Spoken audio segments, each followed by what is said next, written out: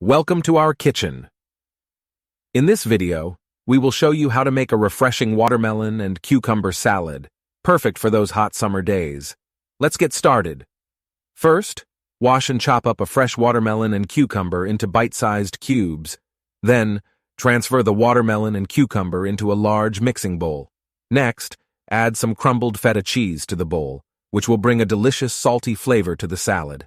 Sprinkle in some finely chopped mint leaves, as they will add a refreshing and aromatic touch. For the dressing, squeeze the juice of a lemon over the watermelon and cucumber. Drizzle a generous amount of olive oil and season with salt and pepper to taste. Give everything a gentle toss to combine all the flavors.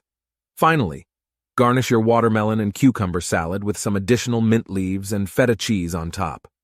Grab a fork and enjoy the perfect balance of sweet and savory flavors in every bite. Thank you for watching, and we hope you enjoy making this watermelon and cucumber salad for your next summer gathering. Stay cool and hydrated.